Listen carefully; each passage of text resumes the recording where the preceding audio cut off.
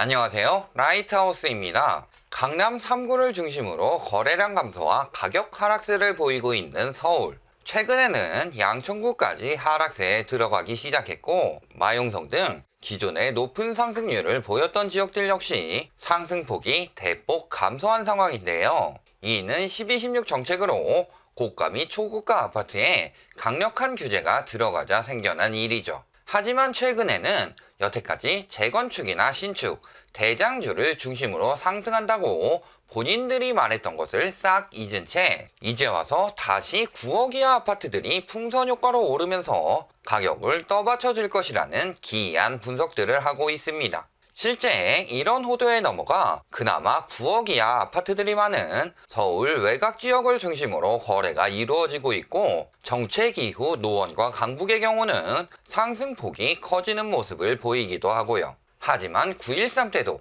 리먼 브라더스 사태 안팎의 부동산 시장 때도 강남의 하락세가 먼저 나온 뒤 차츰 서울 외곽 지역까지 번져갔는데요. 상식적으로 입지나 연식 등의 차이로 인해 가격에 갭이 벌어졌던 것이기 때문에 실거주 입장에서 생각해보면 고가 아파트가 떨어진다고 해서 중저가 아파트가 올라갈 이유가 하등 없는데 말이죠. 즉, 지금 풍선 효과가 퍼진다는 지역들은 투기 수요들의 거래로 이루어진 것이며, 저들이 비싸게 거래하면서 부동산 투기 시장이 살아나도록 많은 언론들에서 부추기고 있지만, 실수요들 입장에서 따져봤을 땐 지금 들어가긴 굉장히 위험한 지역들이며 부동산 시장의 끝물에 마지막으로 올라타게 된다는 뜻입니다. 하지만 많은 언론들에서는 공인중개사협회 고문 출신 및 대한부동산학회 등 많은 부동산 관련 이권과 연관이 되어 있는 단체 출신의 교수라든지 아니면 현재 부동산으로 이익을 취하는 전문가들,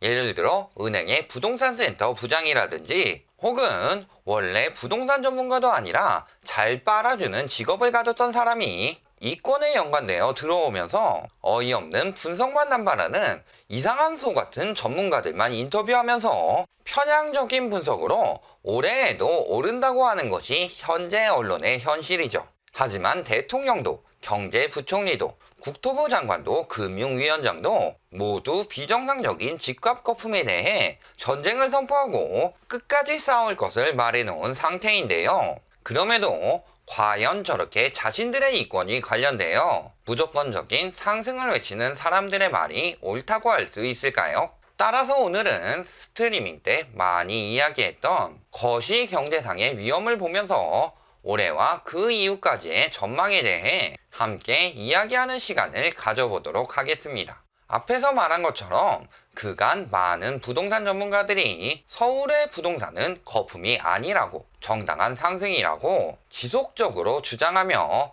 아직도 더 오를 것이라고 이야기하는데요. 정말 정당한 상승일까요? 최근 서울 시민 중 70%가 사회 불평등이 심각하다고 생각하고 있으며, 그중 가장 크게 느끼는 것이 부동산 등을 통한 자산 형성으로 무려 41.1%가 이야기했는데 말이죠. 많은 사람들이 불평등하다고 느낄 정도로 심각한 거품이 쌓였음에도 불구하고 전문가라는 작자들은 이 거품이 빠지면 몇 년간 손가락만 빨고 있어야 하기에 마지막으로 크게 한탕치고 빠질 궁리만 하고 있는 모양입니다. 실제 거품인지 아닌지 확인해보기 위해 많은 영상에서 이야기했듯 부동산 투기 시장의 트리거가 되었던 초이노믹스 발표 직전인 2014년 6월과 웬만한 지표가 대부분 나온 작년 말을 기준으로 비교해 보도록 하겠습니다. 당시부터 지금까지 경제 성장률을 나타내는 GDP의 상승을 보면 402조 5,833억에서 467조 451억으로 16%가량 상승했죠. 이 중 가계로 들어가는 자금을 보면 평균 가계소득은 월 450만원에서 540만원으로 19.9%가 상승했고, 소비자 물가지수의 경우는 99.353에서 105.12로 5.8% 상승했습니다. 그동안 주식을 보여주는 코스피는 2076.12에서 2197.67로 5.9% 상승했고요. 그들이 말하는 유동성을 살펴볼까요? M2 통화량의 경우 2000조 1020억에서 2913조 6096억으로 45.7%가량 올랐는데요. 이 중에서 집을 구입하는 주체는 기업이나 금융기관 등이 아닌 주로 가계이기 때문에 가계 M2 통화량을 보셔야 합니다. 따라서 가계 M2의 경우를 보면 1103조 8302억에서 1502조 516억으로 그보다 적은 36.1%가량 올랐죠. 하지만 주요 지역들의 집값은 얼마나 올랐을까요? 2014년 6월 당시에는 평균 서울의 평당 집값은 1,506만원 수준이었고 핵심 지역인 강남 3구의 경우 강남은 2,661만원, 서초 2,524만원, 송파구는 2,062만원이었죠. 경기 핵심 지역들도 보면 분당은 1,580만원, 과천은 2,055만원, 광명은 1,096만원 등 비싸도 3,000만원은 넘어가지 않았습니다. 하지만 작년 12월 기준 서울은 2,824만원까지 90% 가까이 치솟았고 강남은 5,514만원, 서초는 5,061만원, 송파는 4,011만원으로 2배 안팎의 가격까지 올랐죠. 경기도 역시 분당은 2,742만원, 과천은 4,462만원, 광명은 1,920만원으로 각각 73.5%, 117.1%, 75.2%가 상승했고요. 어떤 지표를 보더라도 집값은 그보다 2배를 훨씬 넘는 상승률을 보였기 때문에 절대 투기 전문가들의 주장처럼 거지 경제에 따른 상승이 아니라 누가 봐도 거품이 잔뜩 끼었다는 사실을 알 수 있습니다. 세계적으로 비교해봐도 서울의 PIR은 가승기간 14.96에서 24.01로 세계 83위에서 집값이 비싸다는 싱가포르나 런던, 파리 등을 제치고 23위까지 껑충 뛰어올랐죠. 서울보다 소득 대비 집값이 더 비싼 도시들은 대부분 중국이나 베네수엘라 등 후진국이며 그나마 홍콩이나 타이베이, 방콕 정도가 비교해볼 만 하겠는데요. 홍콩이나 방콕은 관광도시로 유명하기 때문에 국제적인 자금이 들어오며 프리미엄이 붙은 것이고 타이베이의 경우는 이미 높았기 때문에 상승률로만 따지면 서울이 훨씬 심각하죠. 그러니 국내외적으로 거시경제를 벗어나도 한참 벗어난 상승률이자 심각한 거품이라는 것은 저들 빼고는 모두가 인정하는 부분입니다. 그리고 당연히 이런 거품은 바람이 불면 날아갈 수밖에 없으며 지금은 그 강풍이 불어오기 일보 직전이죠. 우선 현재의 경제 상황을 바라볼까요? 작년부터 불거진 우리나라의 무역수지 1, 2위국인 중국과 미국의 미중 무역전쟁은 물론 일본의 경제보복으로 인한 수입 문제까지 터지며 우리나라의 수출은 전년 대비 10.4%,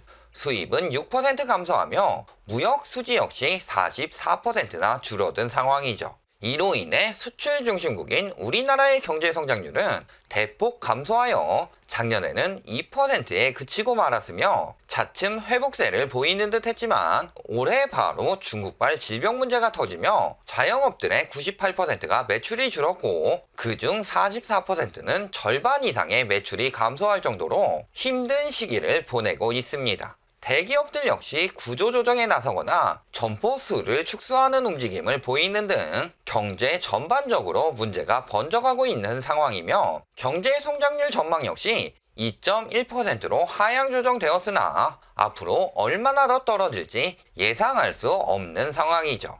이뿐만 아니라 최근에는 중국에서 질병 여파까지 퍼지며 IMF에서는 세계 경제 성장률을 추가로 하향할 것을 생각하고 있습니다. 여기에 코스피는 지난 14일 2243.59까지 회복되었으나 오늘 기준 1987.01까지 급격히 떨어지며 2000선이 무너진 것처럼 우리나라를 비롯한 세계 증시 역시 폭락하고 있죠. 물가 상승률을 보면 작년에는 여태까지 한 번도 없었던 마이너스 상승세를 기록한 달도 나왔으며 올해 1월에는 1.5%까지 다시 회복했으나 중국발 질병 여파로 다시 급격히 떨어질 것으로 예상되는 상황이고요. 기업의 미래를 보더라도 작년 초 81.2까지 급락했던 설비 투자 지수 역시 지난달까지 다시 회복세를 보이며 125.8까지 올랐으나 이 역시 아직 질병 여파가 나타나지 않은 수치로 더욱 떨어질 것으로 전망되는 상황입니다.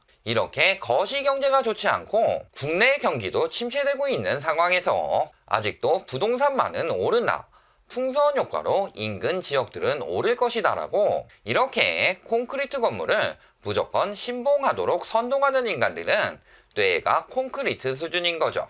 어제 기준으로 금리도 동결되었지만 경기 침체를 역으로 해석하며 지금도 금리가 더 떨어질 것이며 저금리로 더 오를 것이라고 하는 인간들도 있는데요. 실제 정부에서 금리를 내리는 정책을 펴고 있지는 않는 상황이고 현재 어쩔 수 없이 금리를 내린 상황입니다. 그리고 이런 경우는 금리가 장단기 역전 현상이 일어나거나 아니면 채권으로 수요가 몰리면서 채권 금리가 기준금리보다 떨어질 경우 보통 금리 인하가 일어납니다. 그리고 그래프를 보시면 작년 5월에 국채의 장단기 금리가 역전이 되고 이후 장기 금리가 1.5%에 가깝게 떨어지자 7월에는 1.5%로 기준금리를 낮췄고 그래도 역전 현상이 회복되지 않고 장기 금리가 1.25%까지 떨어지자 이후 10월에 한 차례 더 기준금리를 인하하죠. 지금은 어떤가요? 장기 금리가 단기 금리보다 그리고 채권 금리가 기준금리보다 안정적으로 높고 역전 현상이 일어날 가능성도 높지 않습니다. 그럼에도 금리가 조만간 더 떨어질 것이라고 사람들의 불안 심리를 이용해 선동하며 이익을 취하는 인간들은 말 그대로 사기꾼들이자 국가 경제를 망치는 매국노들이죠. 작년 하반기부터 다시 시작된 끊임없는 선동으로 인해 50대 등 부동산 경험이 많은 사람들에 비해 부동산 경험이 적은 30, 40대들의 부동산 매입이 들면서 작년 하반기부터 상승세를 보였고 올해에도 아직 그 여파가 남아 있습니다. 특히 이들 중에는 증여를 받은 금수저들도 많지만 대출을 한계까지 끌어모은 영끌족들도 많아 가계부채 상승률은 다시 2년 만에 최대치를 기록하며 드디어 1600조를 넘게 되었죠. 이는 반드시 부동산을 잡아야 하는 이유 영상에서 말했듯이 경기를 더욱 악화시키는 요인이 되는 것이고요. 하지만 전국 전세가율이 5년 만에 70% 아래로 내려간 것을 보면 투기 수요들이 더 이상 전세를 끌어올릴 수도 없을 만큼 실수요들의 여력이 한계에 다다라 전세가는 멈추는 동안 집값만 여기에 기대 심리라는 거품이 붙은 가격으로 치솟았다는 뜻이죠. 그리고 이 거품은 IMF 때나 리먼 브라더스 사태 때를 보면 알듯이 경제 위기가 오면 한순간에 날아가 버리는 거품이고요. 세계적인 협약인 바젤 협약이 업그레이드 될 때마다 은행이 부동산을 통해 무리하게 대출을 내주는 것을 고위험 자산 운용으로 분류하듯이 전 세계적으로 부동산은 위험 자산이라고 말하고 있는데 우리나라만이 투기 전문가라는 작자들의 선동에 넘어가 안전 자산이라고 우기는 거고요. 그럼에도 지럴드, 매국 경제에 이은 3대 부동산 호도 언론인 오늘도 돈에 미친 그 언론은 경제 위기가 가까워오자 이제는 방향을 바꿔 아파트값 하락 등 부동산 경기가 폭락하면 경제 전반에 악영향을 끼칠 수 있다든지 대출자들이 원리금 상환에 어려움을 겪게 된다며 집값이 올라야만 경기가 살아나는 것처럼 짓거리고 있습니다. 하지만 실제로 집값이 상승할수록 높아진 비소비 지출로 인한 내수 경기 침체 및 높아진 임대료로 인한 자영업의 몰락, 낮아지는 혼인율과 출산율,